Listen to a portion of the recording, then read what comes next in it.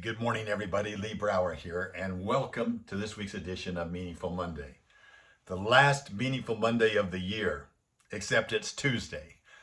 I decided to take Monday off like a lot of you and still continue our celebration of Christmas, and thank you for your understanding and patience there. You know, rolling into the new year, this is the week that I take, it's one of my favorite weeks to really kind of reflect on last year and look forward to this new year. To do that, I name each year. I try to come up with something that motivates me, that inspires me as I move into the new year. So I said, what's going to inspire me into 23? And I put down lots of things and really thought about it. And I came up with the following 3 words: time to be in 23. Now let's look at those 3 words. Time. We all have time. 1,440 minutes a day. That's it. That's it. When you look at it from a year, it sounds like a lot because it's 525,600 minutes.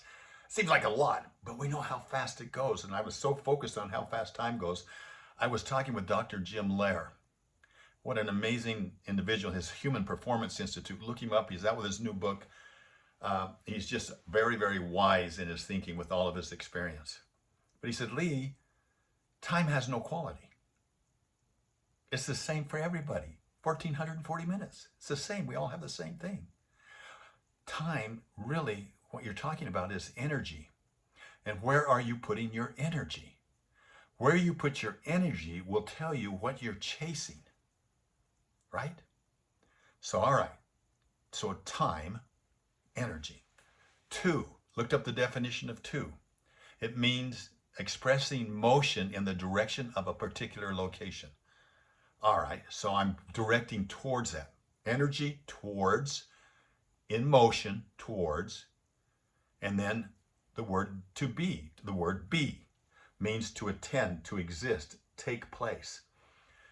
I like John Wooden's definition of success. He says success is peace of mind that is a direct result of the self-satisfaction that comes in knowing that you did your best to become the best you are capable of becoming.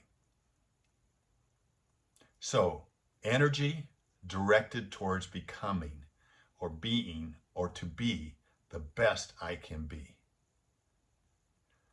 You know, I use the word motion. I shared it with you a couple of weeks ago. I'm using it this week to help me understand how to capture what we experienced we had last year and how to be in motion going forward. So I created some forms for myself. One is capture. So I have a form here. It says capture. Transformation. Instead of transformation, it says transformotion. And then I have one that says capture. After I capture, I want to capitalize or transform. So capture and capitalize. So if I can take what I've learned from last year, how do I project that forward into New Year? And I do a video to myself every year.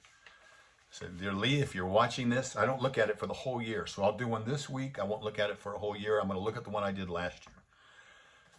But I'm basing it on this. So what were my most meaningful moments in 2022? Thoughtfully, I think that through. What might you use for your 2022 moments to strengthen 23? What new opportunities did you capture in 22, or what opportunities did you miss? What new opportunities will you capture in 23? So M-O. T. What things were the most useful personal and professionally? T. What things will you utilize in 2023? I. What things inspired you the most? And how might you use inspiration, or what's going to inspire you in 23? Oh, that's talking about others or people. So what people influenced you the most or made the biggest contribution to you in 23? And what people, who are the who's that you're going to surround yourself with in 2023? So who made the difference in 22? Who's going to make a difference in 23? And then what was new to you? What new things did you experience in 22? And what new things are you going to experience in 23? If you don't experience new things, then you're starting to die.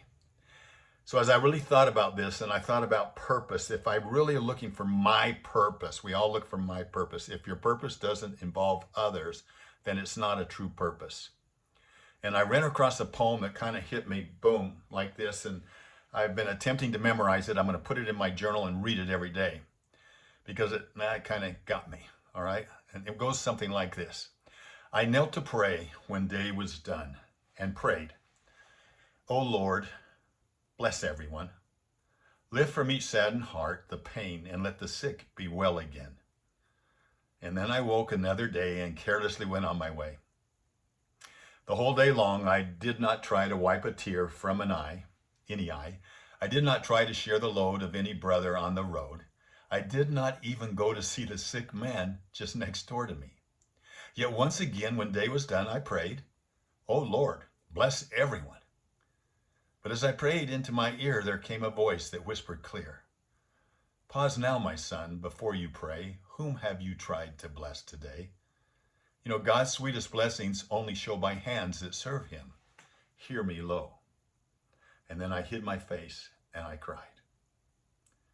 Forgive me, God, I have not tried.